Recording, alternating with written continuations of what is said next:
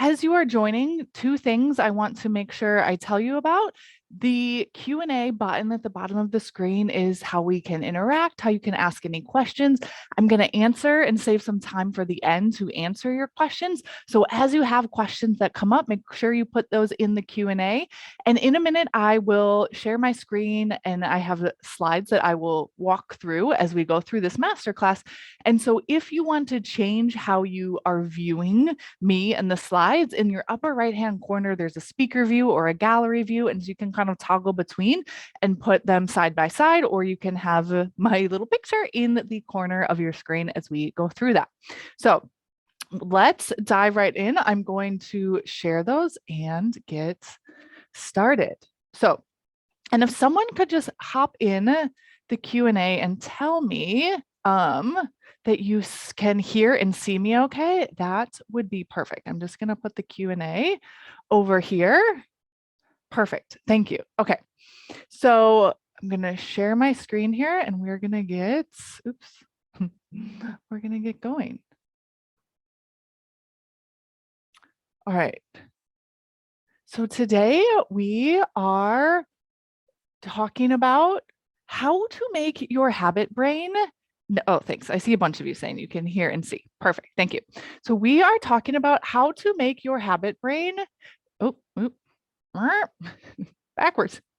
We're talking about how to make your habit brain naturally thin. And it's really important that those of us, I think, with analytical minds, we are so good at when we understand why something happens and then we understand the process to change it, we're so good at tapping into that power of our brain, our analytical mind, to create a change for ourselves.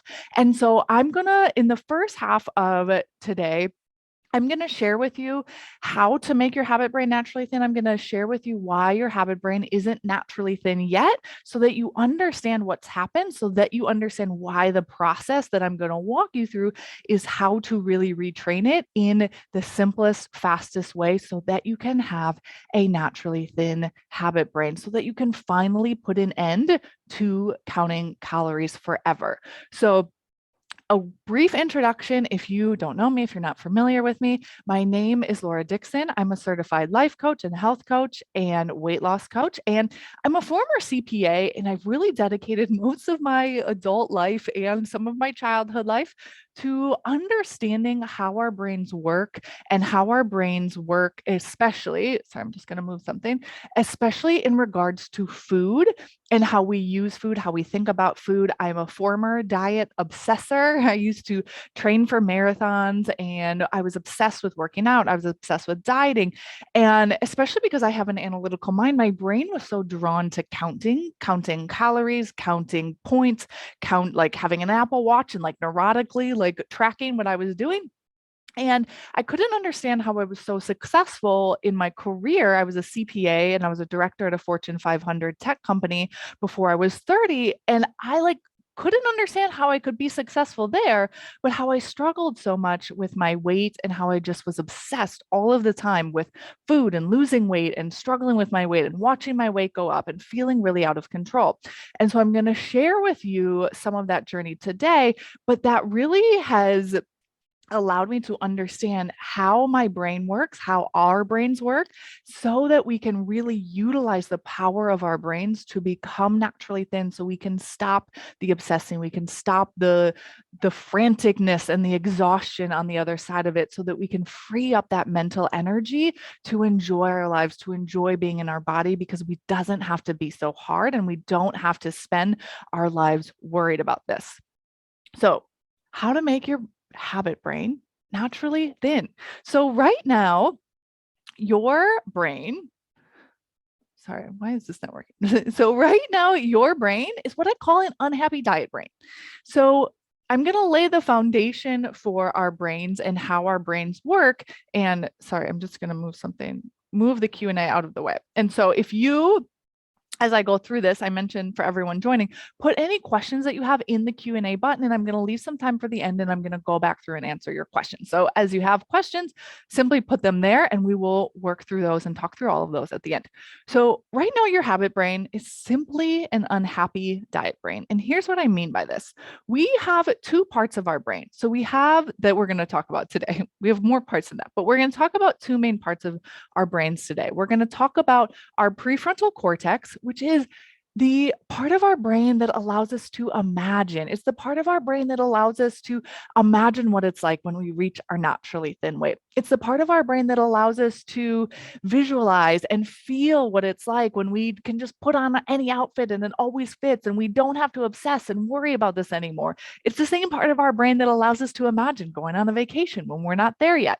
It's the planning, thinking, imagining part of our brain that makes us human, that differentiates us from other animals. And then we also have our habit brain. And our habit brain, its job is to be efficient and to conserve energy and resources and to keep doing the same thing over and over and over again.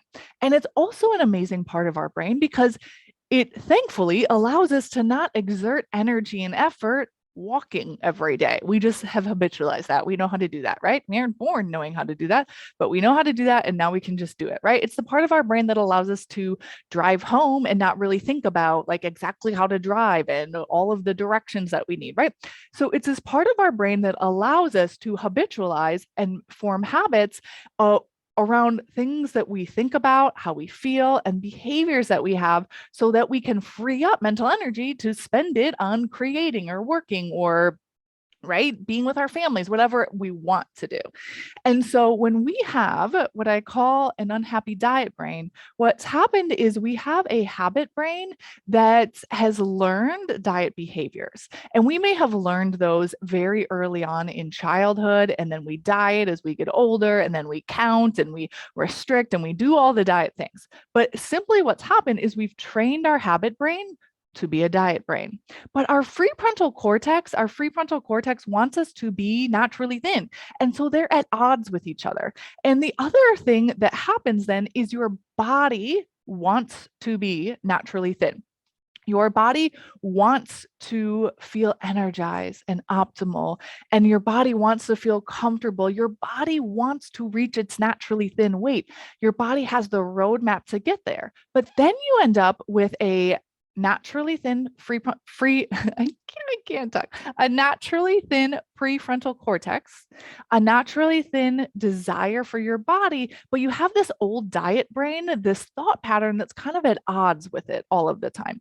And so this is what creates the obsession. This is what creates you thinking about food and your hunger and how satisfied you are and good food and bad food and counting. This is what creates the exhaustion in our mind, is because simply you have a habit brain that what I call an unhappy diet brain.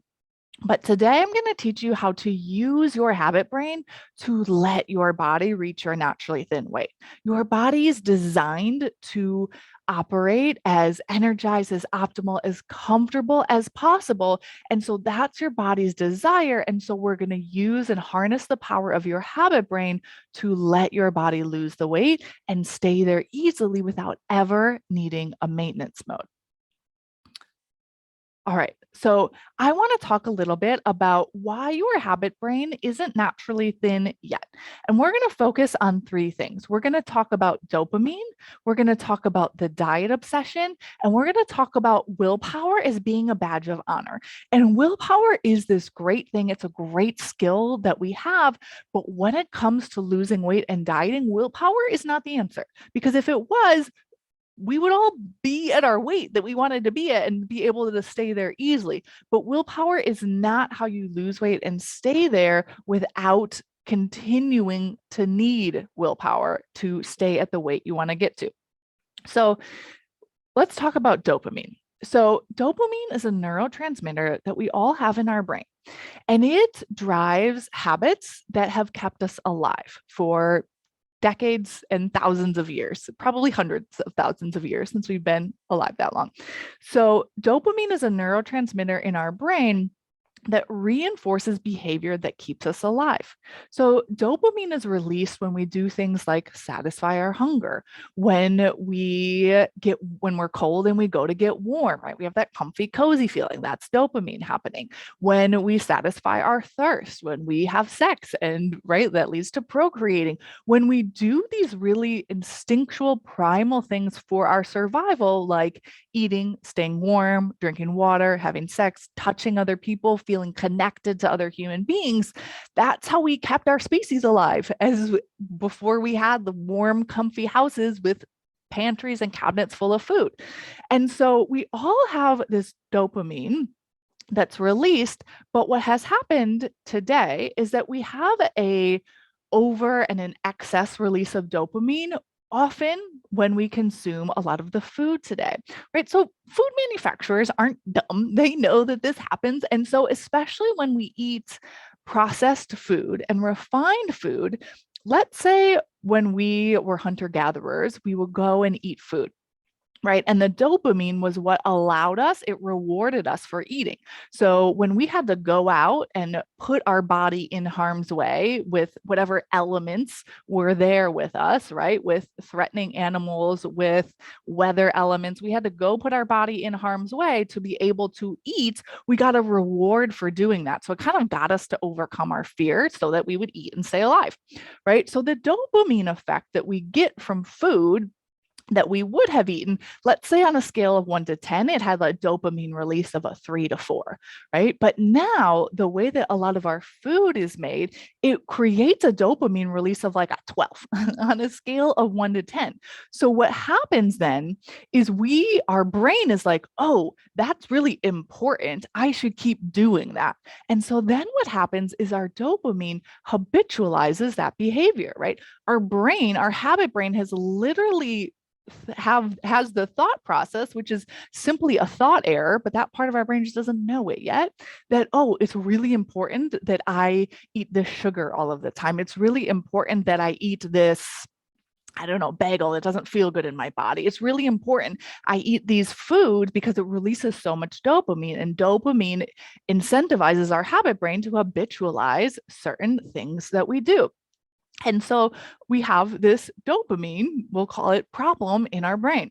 But here's the amazing thing that we often underestimate. And I'm going to talk more about this as we get into the process to making your habit brain naturally thin, is we all have mental dopamine that far outweighs any dopamine that comes from food. So I'm going to give you a brief example to illustrate this point. So I want you to imagine you're sitting at a table, or maybe you're sitting on your couch eating your favorite thing that releases so much dopamine. Like I used to love peanuts, M&Ms, like love affair with peanut M&Ms. So I had this habit of eating peanut M&Ms every single night, and not just like a little bit, but like a lot of peanut M&Ms, to the point where I would feel pretty sick to my stomach. And so there's for sure a physiological response, right? There's a dopamine release that is saying to my brain, we want to keep doing this, that's driving that. But if you would have said to me, hey, Laura, I want you to not eat the peanut M&Ms tonight, and I'm going to give you $1 million. I don't have the money yet. There's just an anticipation of money. That desire, that mental dopamine of having something that I want so badly in the future, all of the sudden, my drive to eat those peanut M&Ms is almost completely gone, right? I don't need to rely on excessive amounts of willpower to not eat those peanut M&Ms. I'm like, game on, done. $1 million, let's do it, right? And remember, I don't even have the $1 million yet. And the same is true if someone would be threatening, like I have 3 children, you can maybe see behind me. If someone was threatening my children, they were like, don't eat the peanut M&Ms tonight, and your children will all be healthy forever. I'd be like, game on. That's pretty easy, right? I don't need willpower to be able to do that. And so we also have what I want to call mental dopamine that is so much stronger than even processed and refined foods. So even though we have this dopamine response, we are able to overcome that because of our prefrontal cortex, because of our brain that can think about and plan for and imagine the future where something is even better than the temporary dopamine hit that we get when we eat food. Oops, sorry, going backwards. And so the second thing I want to talk about why your habit brain isn't naturally thin right now is the diet obsession, right? So a lot of us, we maybe developed some habitual thoughts or feelings or behaviors from our childhood that now don't serve us when we want to be naturally thin, when we want to reach our naturally thin weight and stay there easily and effortlessly. And we can see this all over, right? I grew up going to church. And so I remember even as a little kid, it was just common. Like you have a kid, you give them food to keep them quiet in church, right? And well intended, it makes sense, right? Parents don't want their kids throwing a temper tantrum or being really loud in church.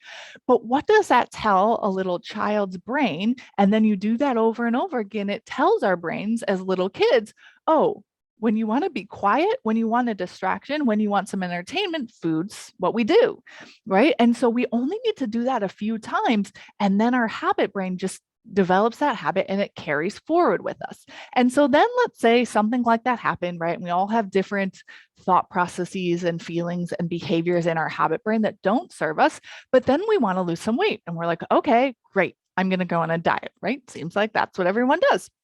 And while diets are very well intended, I choose to believe that they're well intended, right? Someone has found a way of eating, a way of preparing food, a lifestyle for them that feels really good in their body and they want to share it.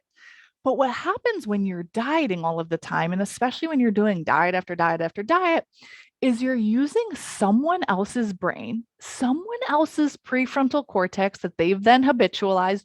You're using their brain to tell your body what to eat. But your body isn't connected to their brain. So what happens then is we do diet after diet after diet, and we are trying to micromanage our body. We're trying to intellectualize how to lose weight. We're trying to force our body to lose weight without actually connecting the two. And we become further and further away from having the naturally thin habitual brain because we think that we don't know how to do it ourselves. We think we need someone else's way of eating. We think we just need to copy what someone else is doing, and then we'll be able to be naturally thin, right? But especially when we're dieting, we are trying to use someone else's way of eating for our body to lose weight. We're not listening to our body. We're building mistrust with our body. And then, right, a diet may work for and I use work in air quotes, may work for a little bit. But then what happens when you have a different season of life? What happens when you move to maybe a different climate? What happens when you have kids or you're going through menopause or you develop an autoimmune disorder, right? What happens when those things change and your body doesn't respond the same way? You don't have that trust. You don't have that relationship with your body where you know how to eat for your body because you've habitualized the naturally thin habit brain.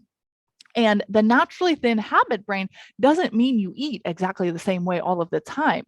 It's how you listen to your body, how you use your body's cues, how you respond to your body that allows you to sit at your naturally thin weight and stay there easily.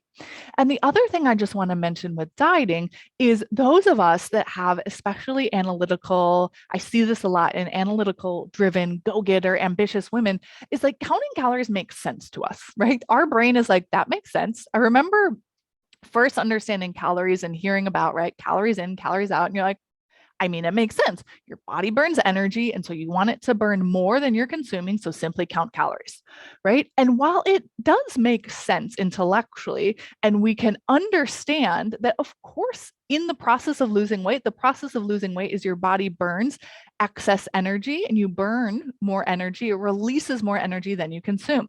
But the problem with counting calories is if you lose weight with counting calories, and we're not even going to get into the fact that all calories are not created equal, but when you lose weight counting calories, then how do you maintain your weight? Counting calories.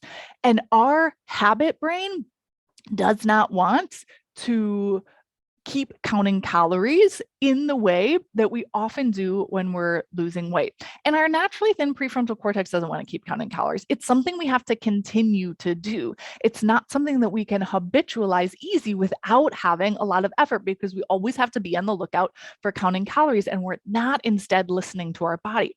Our body already has an inbuilt perfect calorie counting mechanism, and it's going to tell you what to eat, when to eat, and how much to eat when you know how to listen to it. And that's how we're going to habitualize the naturally thin brain. Okay. So the third thing we're going to talk about is the willpower badge of honor. So willpower is this amazing thing, and so many of us have a lot of it, and we're really good at willpower. And so we love that we're able to use willpower to do things, right? It's how we make sometimes changes in our life. It's how we maybe don't want to keep working at 2 o'clock and we decide to keep working to finish the project. But willpower is very temporary. It's not meant to be something that we rely on to do something for the rest of our life. And so we are going to be eating and stopping eating and understanding what food feels good in our body for the rest of our life.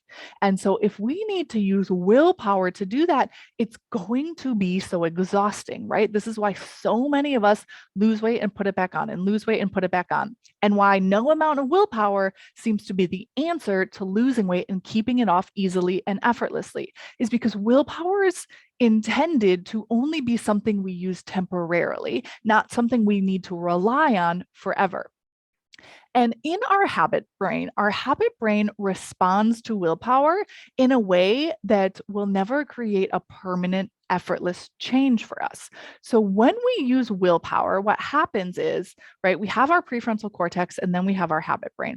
Our habit brain responds to emotion in the moment, right? Our habit brain is sometimes a part of our brain that feels like a toddler, like throwing a temper tantrum, right? Our habit brain is the part of our brain that when our alarm clock goes off, it's like, but I just don't want to get out of bed, right? That's our habit brain in the moment, offering up to you an emotion.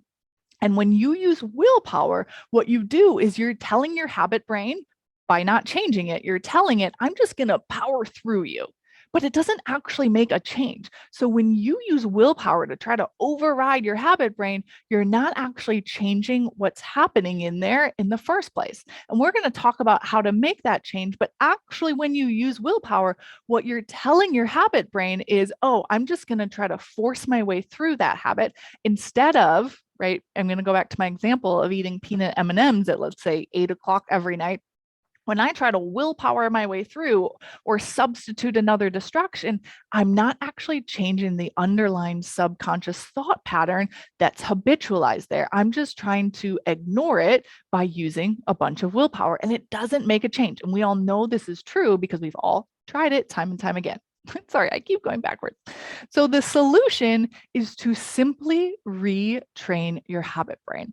We have this amazing ability to program our own brains in the way that we want. And our habit brains, they don't differentiate between habits that serve us and habits that don't serve us. But we, because we have our prefrontal cortex, get to use that to deliberately reprogram our habit brain. And because remember, our habit brain doesn't care if it's a habit that serves us or doesn't. All our habit brain's job is to be really efficient, to conserve energy, and to habitualize things that we do over and over, things that we want to make a habit. And so we can deliberately program our habit brain and use it in that way to serve us. So let's talk about the process to do that. And how we do that is we really want to use our analytical minds to help us, to accelerate this for us. Because like I said before, when we have in particular a very analytical driven mind by nature, what can happen then is all we need to do is we need to understand, oh, I get that the only reason I get the only reason that I struggle with my weight and that my habit brain isn't serving me right now is simply because it has some programming that I don't want. And so I understand that that may be coming from dopamine, my diet obsession, me trying to use willpower. I understand why that hasn't worked so far, but now I'm going to use my prefrontal cortex to program my habit brain deliberately. And when we understand that that's what we're doing, and then we have a step-by-step process to do that, our analytical minds are like, game on. You couldn't hear me snap my fingers, but I was snapping my fingers like, game on, let's do this, let's go. And so we can use that power that we already have in our analytical drivenness to really create a permanent change that we want. And so how we're going to do this, and I'm going to walk you through in more detail these 5 steps. But what happens is you make decisions in advance without counting. You make decisions in advance by how you want to interpret cues from your body. So when you have your naturally thin prefrontal cortex, That's how you make decisions in advance. So when you make a decision in advance, like, oh, I want to eat when I feel this hungry. I want to stop eating when I feel this satisfied level in my body. I don't want to overeat. I want to eat food that feels good in my body. When you make deliberate decisions with your naturally thin prefrontal cortex, it's the part of your brain that wants you to reach your optimal weight. It's the part of your brain that wants this to be how you live lifelong. It's the part of your brain that has the best intentions for you. And so this is how the reprogramming works. You make those decisions in advance with your naturally thin free, I keep saying free frontal, with your naturally thin prefrontal cortex. And that's what you're essentially telling your habit brain, hey, habit brain, this is what we're going to do. And then the next step is you go to follow through, but you need to follow through without relying on willpower. Because if you rely on willpower, you're simply just like tucking those habitual thought patterns back into your brain. You're keeping them there. You're not actually changing them. So how we follow through without willpower is by allowing an emotion to be in our body. So remember, our habit brain responds directly to the emotion that we're in. And sometimes it will create emotions for us, right? So if we habitually feel dread every morning getting out of bed, like when I gave you the example of setting your alarm, right? Our naturally thin brain set the alarm for us. It's like, yep, I'm looking out for your best intentions. We want to get up at this time, right? But in the moment, your habit brain might just be used to feeling dread every time you get out of bed. And so rather than trying to willpower your way through, if this is something you struggle with, you know, because you still feel dread every morning, even though you might be willpowering your way to get out of bed. If we try to keep willpowering, we're not actually changing our habit brain. And when you allow that emotion that you're in, whatever your habit brain is offering up to you, it's how you peacefully calm it down. It's like imagine a child with a temper tantrum. It's how you become calm and you can immediately tap right back into your naturally thin free like you're naturally thin. Now I'm just going to mess myself up every time I say it. You can tap right back in calmly and peacefully to your prefrontal cortex. Because when you try to willpower your way through or you're trying to fight with whatever that emotion you're in, it creates a disconnect in your brain that can, as we do this more and more, it can almost cause like a fight or flight response. This happens for those of us that have anxiety, right? When we fight and fight and fight with the anxiety, it can lead to a panic attack, right? And that's sort of a more extreme example. But when you simply allow the emotion in your body, and I'm going to share with you more on how we do that, you all of a sudden can follow through without needing to rely on excessive amounts of willpower. And so you make those decisions in advance with your prefrontal cortex without counting by deciding how you want to use the cues from your body. You go to follow through without relying on willpower because you know how to allow the emotion in your body.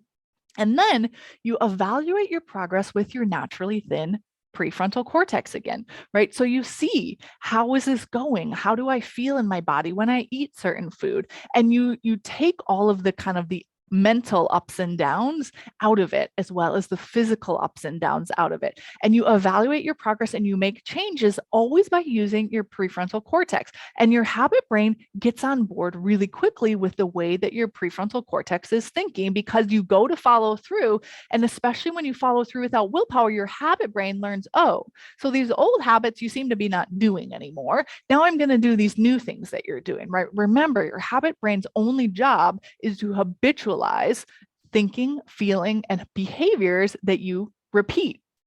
And when you do it without willpower, it happens much more quickly. And so when you then evaluate your progress and you make some changes, you develop what I call the naturally thin identity, where you just are a person who is naturally thin. The way that you think about yourself, your habitualized thinking about you in this world and your relationship to food is that you're naturally thin because you know how to listen to your body, you know how to honor your body, you know what cues and how to respond to your body, and you know how to easily stop eating when you're satisfied. And when that just is the way that you live in this world, it doesn't matter if you're at home or if you go to a restaurant, or like next week is spring break for us. It doesn't matter if you go on a spring break trip, you never worry about losing weight because you have the naturally thin identity. And part of the naturally thin identity is then you then get to have the conversation you want to have when you think about your body and food.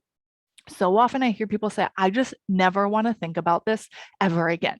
Well, I have news for you. We're going to be eating for the rest of our lives. And so we will be thinking about food again. We will be thinking about our bodies again, but you get to decide what that conversation is and what that conversation sounds like. I now enjoy food more than I ever have in my whole life.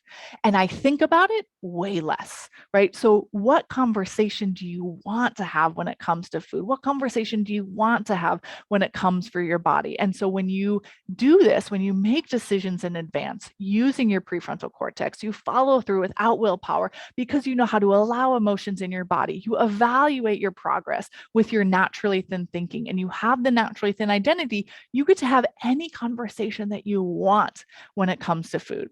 I love food. I love eating food. I love enjoying food. I love my hunger. I love how easy it is for me to stop eating when I'm satisfied. All of those things. It's a very enjoyable conversation because we are going to be eating and we're going to be in our bodies forever. And so we want to have the connection between our brain and our body that serves us for the rest of our lives. So here's what happens when you do that.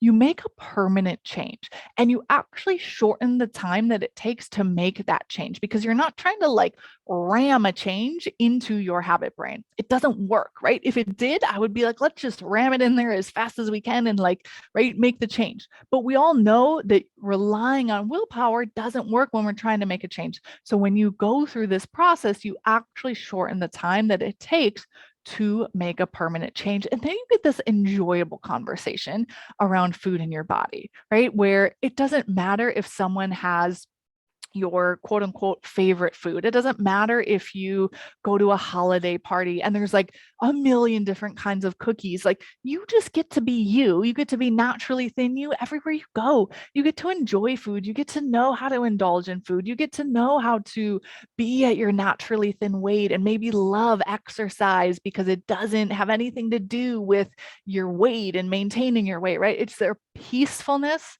it's a calm, and it's a true freedom when your habit brain is naturally thin. And the other big thing that happens is you simply trust yourself. And that comes with the peacefulness and the freedom. There's just this trust that you have with yourself because you know how to use your analytical mind to listen to your body. And so I'm going to share with you now the fastest way there. So I'm going to walk you through how I help all of the women in the Naturally Thin for Life program. And I'm going to share with you the 5 steps that I teach in there in depth and in detail. And so even if you aren't interested in joining the program, I invite you to stay to listen to these 5 steps. I'm going to break down each of the 5 steps and how they work so you can understand how to reprogram and why it's so important to reprogram your habit brain in this way so that you have the naturally thin brain for the rest of your life. So Naturally Thin for Life is a program that I developed for the analytical mind to trust your body, right? I heard about intuitive eating and trusting my body, and I was like, yeah, that sounds super great and fantastic. But my analytical brain still really wants to count things, right? My analytical brain still really likes data. So it's how we combine the two, how we use our analytical mind to trust our body and how your habit brain becomes naturally thin.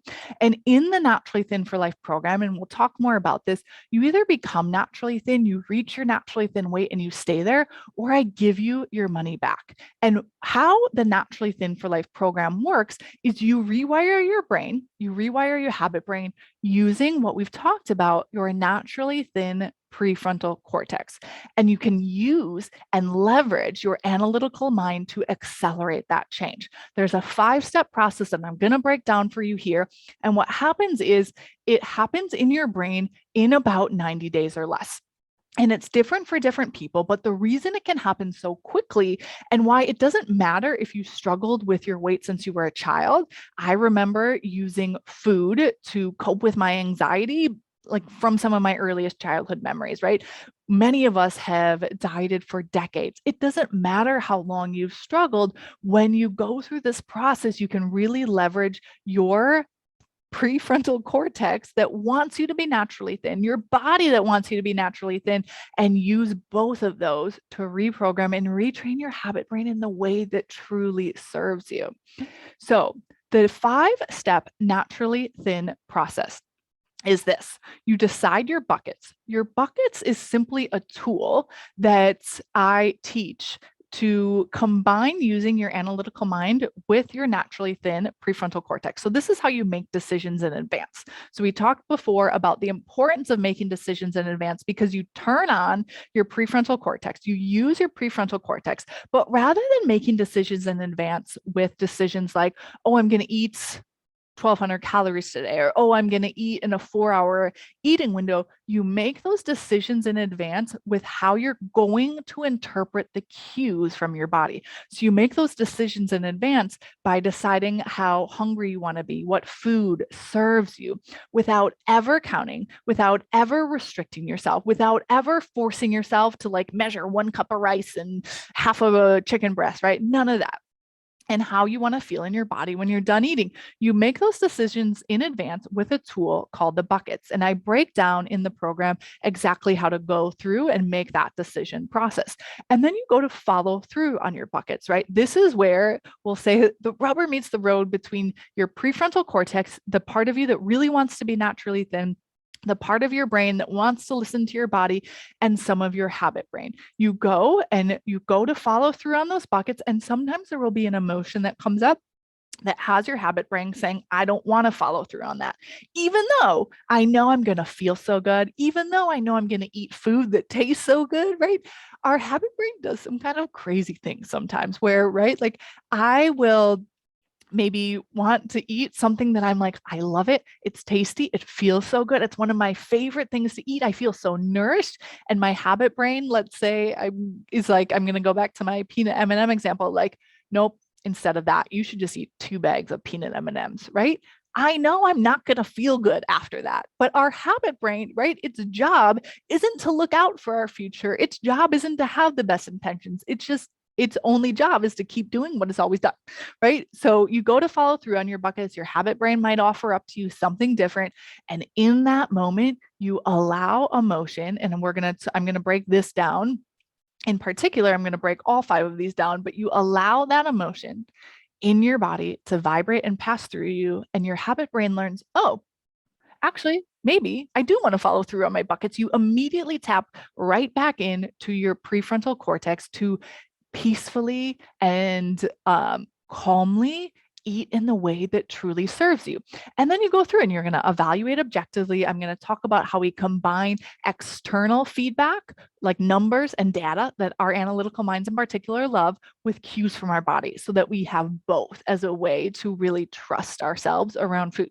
And then you coach yourself. You understand what specific thinking, feeling, and behavior is happening in my personal, right? Your specific habit brain that I want to understand. And so that I can change.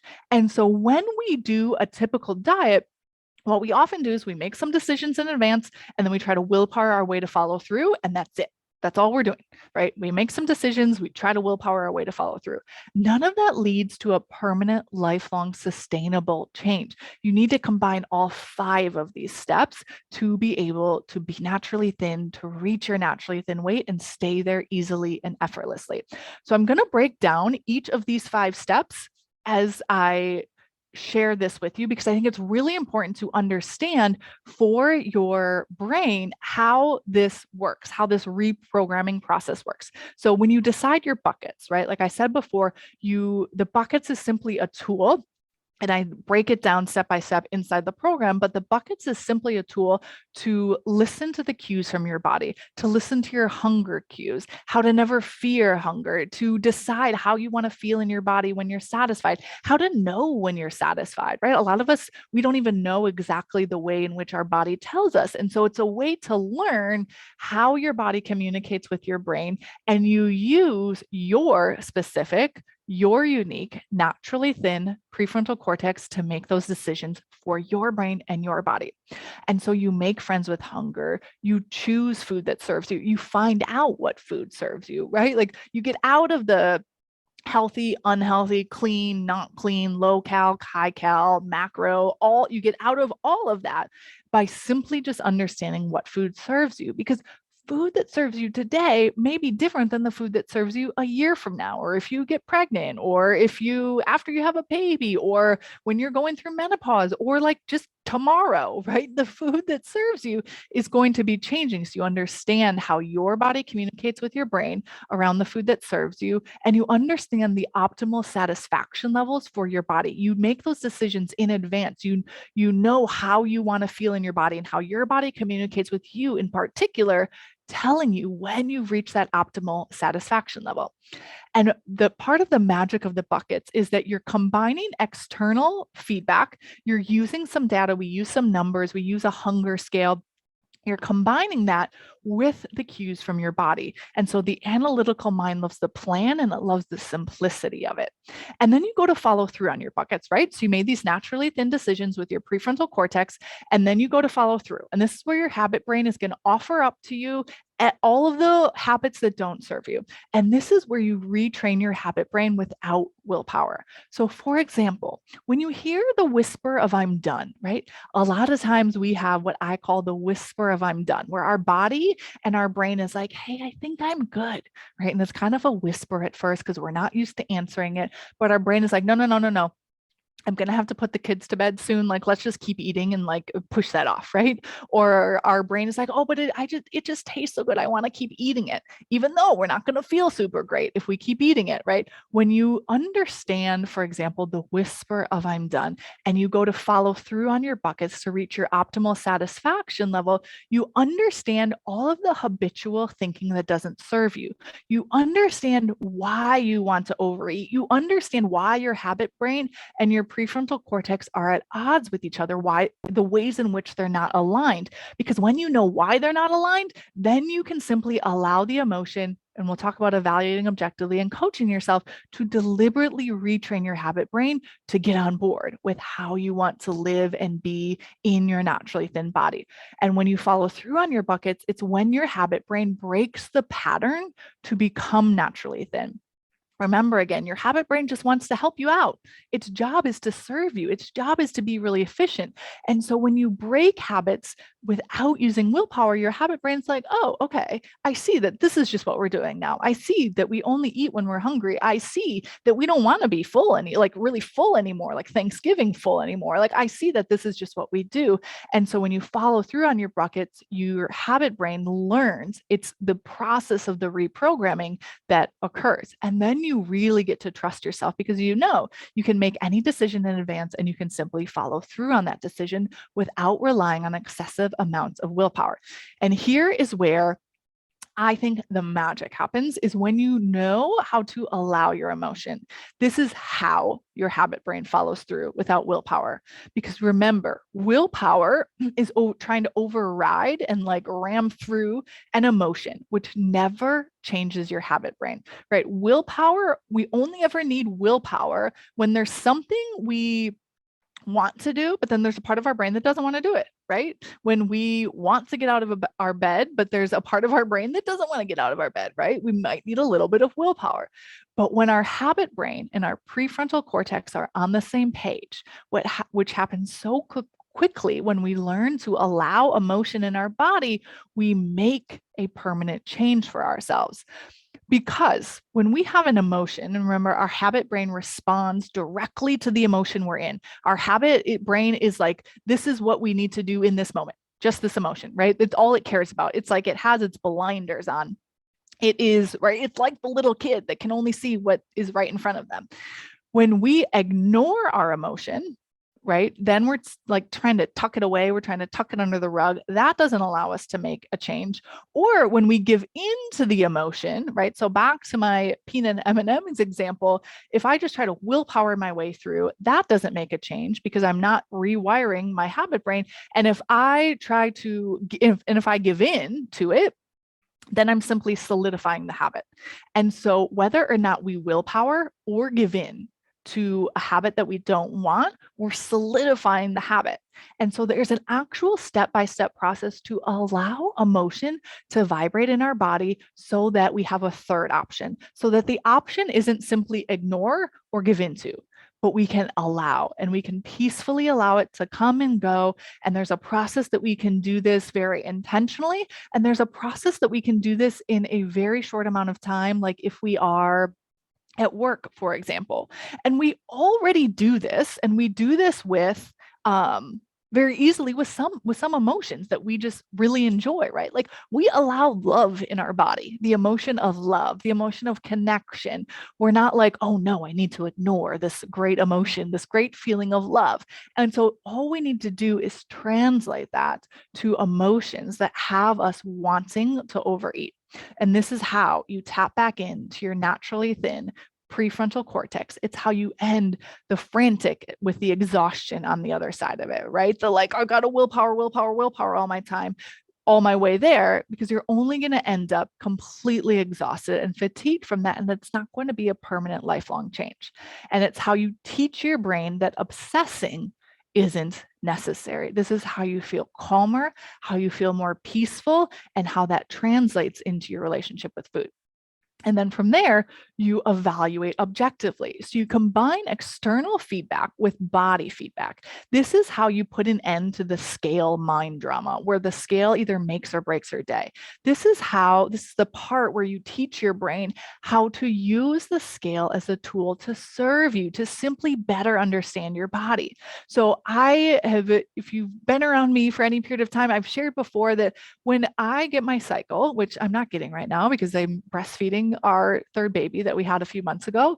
But when I get my cycle, the scale goes up 4 pounds, like without fail, every single time when I ovulate, right? And so the scale, when I see that happen and I know I've been eating my naturally thin way, I'm like, oh yeah, that's right. I must just be ovulating right now. So different than getting on the scale and being like, oh no, crap. Like now I need to hit the gym hard to lose this weight, right? So we can use the scale, we can combine, and that's just one example, but we can combine external data with our body's cues to better understand our body. And part of evaluating objectively is also knowing what to focus on to make the biggest changes. So those of us that have this like really driven, ambitious, go-getter brain, a lot of times when we go to make a change, we try to do a million things at once, like 100 things, like clean out the cabinets, only eat 500 calories a day, go to the gym 7 times a week, and like prepare all of our food and never eat out, right? Like we try to make like a million changes at once. But actually, when you want to change your habit brain, I want you to imagine like 100 dominoes out. And what we often try to do is we are like, we got to fix all these dominoes, rather than simply just there's a couple rows of dominoes and all we need to do is just knock over the first one, and then we will be able to make the change we want from there. And so when you evaluate objectively, part of that process that I teach inside the Naturally Thin for Life program is how to know just what those first couple dominoes are that will knock the rest down for you. And one of the ways we do that is with the 5-pound cycle, by teaching your brain to really think about losing 5 pounds at a time to get out of the overwhelm, to get out of trying to make 100 changes at once. And the fifth step is coaching yourself. Coaching yourself means understanding specific thoughts in your brain that lead to overeating, obsessing, and counting. The specific thought processes, the specific feelings, the specific behaviors in your habit brain that you want to change. And coaching yourself, and how I teach it in the Naturally Thin for Life program, is I teach you how to have the toolkit specific for the analytical mind to understand your brain and how to change it. Think about coaching yourself as a deliberate programming process where you get to use your prefrontal cortex to decide how you want your habit brain to work. And then you get to use these tools to implement that process, to deliberately reprogram your habit brain in the way that you want it to be. And this is how you feel so much calmer and how you always feel in control of your weight and food. And so when you join the Naturally Thin for Life program, and I'm going to talk more about how to do that and the details of that in a couple of minutes, but when you join the Naturally Thin for Life program, I break down each of those 5 steps for you. So I break them down into 5 modules, and then you also get the Naturally Thin workbook when you join, and it's your step-by-step guide. There is, I actually have it sitting right here. Love it. I'm using it right now. It is your step-by-step guide to implementing the changes. It's the fastest way to reprogram your habit brain to make your habit brain naturally thin. There's actually a lot of research around pen to paper and why that is the fastest way to make a change in your brain. And so the Naturally Thin workbook is designed in 2 parts. The first is for you to go through those 5 steps I just mentioned to you, that I just walked you through: deciding your buckets, understanding how to follow through on your buckets, allowing your emotion, evaluating objectively, and coaching yourself. And then the second part is to go through that programming process for your brain, which takes 90 days or less, which is in the second part of the workbook.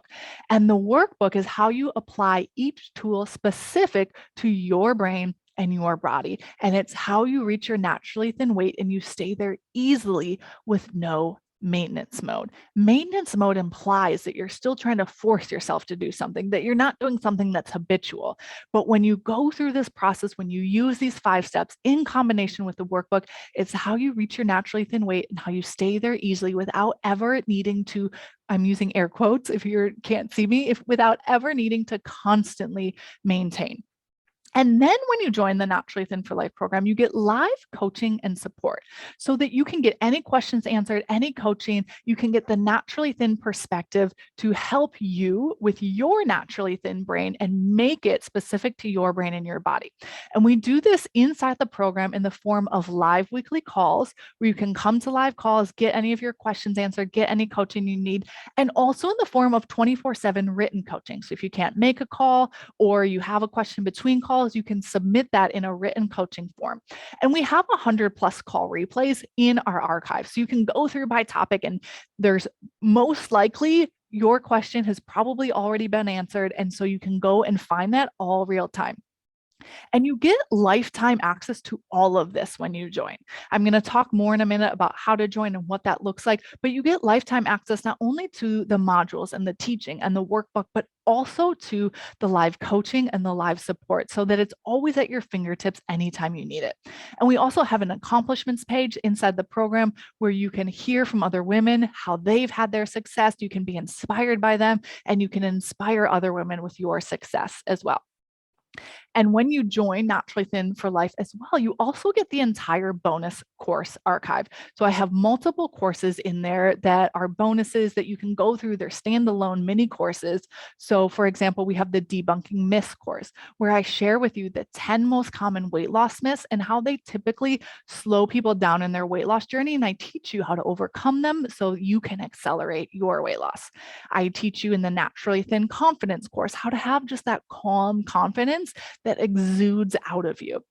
I personally struggled and struggle still with a lot of social anxiety. And so I always wanted to be one of those people that could just go into a room and have that calm confidence, whether or not I was in a conversation with someone or not. And so that is what I share with you and how to do that in the Naturally Thin Confidence course. We have the Lose 20 Pounds with Laura course, where I share with you daily insights into my journey to lose 20 pounds using the 5 steps I teach you in the program after having our 3rd baby. And I lost 20 pounds in 90 days. And I share with you how I did that and any obstacles I overcame and how I did that. We also have the 10 pounds lighter in 6-week bonus course, where if you want to jumpstart your weight loss, you can go through the 10-pound lighter in 6 weeks course.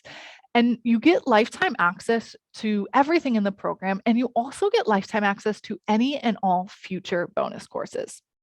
And the last thing, actually, I have 2 more things I'm going to share with you. We have a money back guarantee in Naturally Thin for Life, where you either become naturally thin or you get your money back. because this process is designed for you to make a permanent change. This process is designed for you to not only reach your naturally thin weight, but stay there with the ease and the freedom that you want. So you have the conversation, in the mental conversation that you want related to food in your body for the rest of your life. And I have a special bonus for you today. And then I'm going to answer, I see some questions. I'm going to answer those questions in a minute. I have a special bonus for you today. So for all of you here live today, and if you join Naturally Thin for Life today, I'm going to ship you a hard copy of the workbook. I'm going to, anywhere in the world, I'm going to ship it to you. If you're in the US, it gets there in about 2 days. So you'll have it in a couple of days. You can get started. There is so much power in writing down the exercises that I share with you in the program, and I have them all outlined for you in a beautiful workbook, and you can simply use that workbook to deliberately use your naturally thin prefrontal cortex to retrain your habit brain in the fastest way possible. So when you join Naturally Thin for Life today, we're going to expedite that shipping and get that workbook to you right to your doorstep so you can get started right now. So when you join Naturally Thin for Life, you get immediate on-demand lifetime access to everything I just shared with you. So the 5-step Naturally Thin process, where I break it down step by step. I teach you exactly what you're going to implement. The Naturally Thin workbook, the live coaching, the 24/7 written support, the bonus course archive, and the money back guarantee, where you either become naturally thin or I give you your money back. And today, you also get the workbook as a bonus delivered right to you. I'm going to ship it right to you as soon as you join.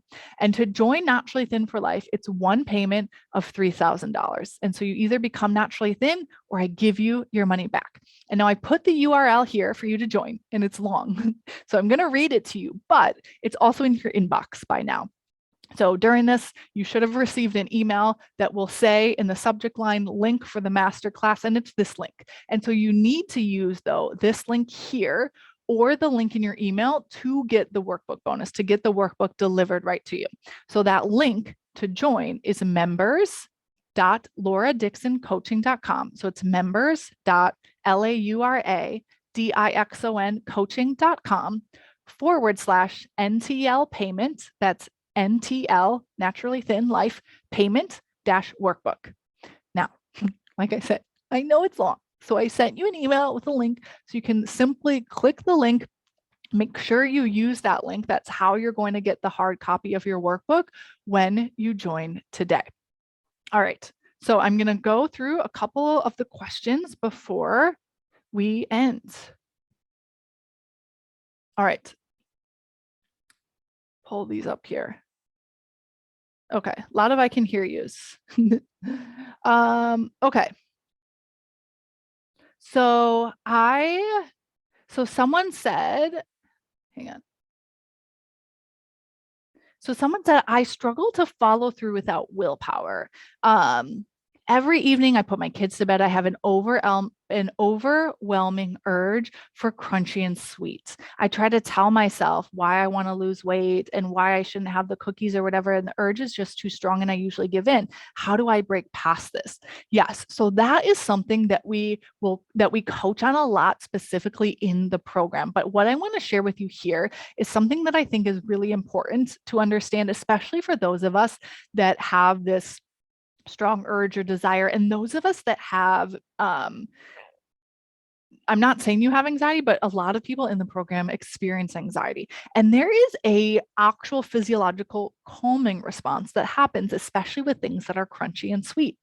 And so when you have anxiety or you have an emotion in your body, when we chew something, it can release really great feeling. A lot of times it's serotonin, neurotransmitters in our body that give us that calm, happy feeling.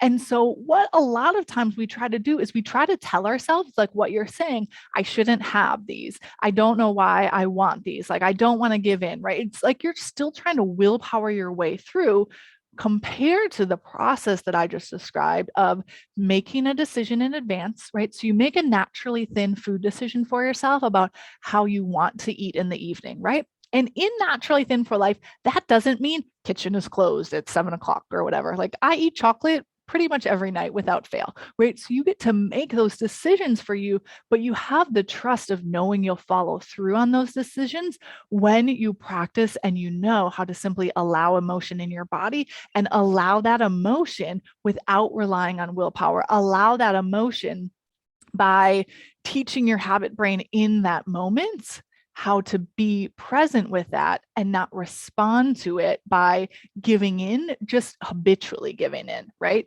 And so when you make those decisions in advance and you follow through by allowing that emotion, that's how you don't need the willpower. That's how you don't fear emotion that comes up. So what happens then is, yes, the urge to eat in a way that doesn't serve you will go away and diminish and be less, but it also doesn't need to. So I still sometimes have urges or the desire to deviate from what my prefrontal cortex wants me to do.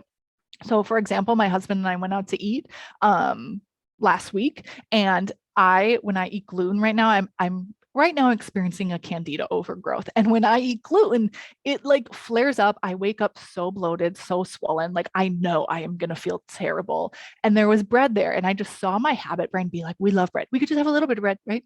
And it's like, you can eat anything you want. Like, let's just have some bread, right? My habit brain offered that up to me in the moment. And I simply was like, oh, this just isn't a problem. I know how to allow this to be here. And it simply went and it passed in about 3 seconds because it's just something that I've practiced. And so I can then easily tap back into my naturally thin prefrontal cortex because I made the decision in advance. I wasn't going to eat the bread, not because I can't have it. I never tell myself, and I never advise anyone to tell themselves they can't have something, but simply because my body knows how to allow that emotion. I'm not ignoring it, which sounds like maybe sometimes we try to do when we tell ourselves we can't have something. You're not ignoring it, but you're also not giving into it. You're really with that third step, the third part of the process of allowing that emotion. All right, so I'm going to answer one more question. And then do we have, oh, it's 1 o'clock already. All right, I'm going to answer 1 or 2 more questions and then we will be done. So any advice for heightened anxiety and the physiological, cycle-related turmoil of perimenopause insofar, very difficult to head off, type of stress eating?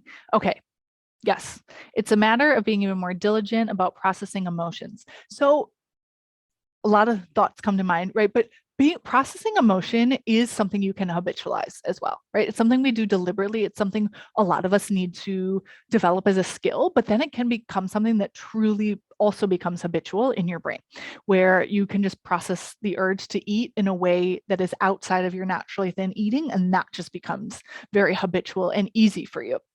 And so it's not necessarily about like being diligent and forcing yourself to process emotion. It's more about allowing, embracing, and developing the softer skill of letting emotions pass through and be in your body peacefully and calmly so that you can tap back into your prefrontal cortex. And with anxiety and stress in particular, it is often very habitualized in our brain because there is some physiological response when we're really stressed and we're really anxious, that we do get a temporary release and reprieve from those emotions by chewing, by eating. It's just a temporary distraction. And so part of that third step of allowing emotion, and we spent a lot of time inside the program doing this in particular related to anxiety and stress, is because you don't let it get to the place where you just like really need the food to decompress. I used to get so anxious and so stressed that I was literally felt like I was eating against my own will as a way to like, I would do anything to relieve this anxiety, anything to relieve this stress. So part of allowing emotion isn't just in that moment where you feel like I just have to eat something. It becomes just a way of being that allows you to feel much calmer and more peaceful, even with some anxiety and with some stress, right? For most of us, we are probably never going to eliminate anxiety and stress completely. They're just human emotions that we have. But when we know how to be with them, allow them, let them pass, we prevent them from building up and getting to this place where we feel very out of control with our eating. All right, I'm going to answer one more question. I followed many of your podcasts, taken the advice to write down in advance what I plan on eating while I'm in control. Yes, so good, right? Because you tap in to that prefrontal cortex. This is the power of using your buckets. And then you say, but I'm getting a little confused. If planning out what I eat takes away from me listening to my body and eating intuitively, not sure how the two work together. Okay, I love that question. And so part of what we do in Naturally Thin for Life is we really dive into the components of the buckets, which are your cues from your body. So you're using your prefrontal cortex, deciding how hungry you want to be, what food you think is going to feel good in your body, and different satisfaction levels and how those feel. And we dive into exactly how to know what hunger feels like, what satisfaction feels like, what are different satisfaction levels. So when you're making those decisions in advance with your naturally thin prefrontal cortex, you're making those decisions in advance and making those decisions in combination with how you want to feel in your body, how you want to respond to the cues in your body. And then we're using the external feedback combined with the internal feedback when you're evaluating objectively. So you're combining the external feedback of the scale, the external feedback of maybe some symptoms in your body. And so you have the internal feedback. You have the external feedback of the scale and the numbers and the data, right? You have your decisions you're making, and we use some scales to make that. And then you also have the internal feedback from your body. You understand how your body in particular, with the tools I teach you, you understand how your body in particular sends you the cues to know what's different from quantity discomfort from food? What's different from food combining discomfort from food? What's different from full discomfort versus low level discomfort? How does your body really in particular communicate with you? And so then what you're doing when you're combining external feedback with internal feedback from your body is you're using your prefrontal cortex to make those decisions, to follow through, to allow your emotion to evaluate objectively, and then understand anytime your habit brain is contrary to that. And then you have the tools to reprogram your habit brain in that way. So the point of the buckets is to use your prefrontal cortex to make those decisions with your best intent, with your naturally thin thinking, by using the cues from your body. This is where I totally personally went wrong with intuitive eating. Is I was like, I have a very analytical mind and like kind of type A personality. And when I tried to do mainstream intuitive eating, I was like, oh, I get to eat whatever I want whenever I want. And I was literally eating like cookie dough 3 times a day. I'm like, that's really great. That's what I want to do. Right. But that wasn't my body telling me that that's what I wanted to eat. That was me responding to a diet brain that was simply rebelling, right? That was me having an unhappy diet brain that just wanted to like be done and give in, and just responding to a very, for me, like childlike part of my brain. That's what it felt like, of like, I don't care, I'm just gonna eat cookie dough all of the time, right? But that's not what my body wants. Your body wants to be naturally thin. Your prefrontal cortex wants you to be naturally thin. All we need to do is make your habit brain get on board. And we do this by making those decisions in advance, using the cues from your body, following through, allowing your emotion, evaluating objectively, and coaching yourself. And that's how you have the lifelong freedom of being naturally thin. All right, my friends, we've gone over a few minutes, so I'm going to leave you for today. Don't forget, when you join Naturally Thin for Life today, make sure you use the link here or the link that I've sent you to your email. You can just click right there to use that link to join, to get the hard copy of the workbook shipped right to you. All right, my friends, I will see you inside. I will talk with you later. I hope you all have a great rest of your day.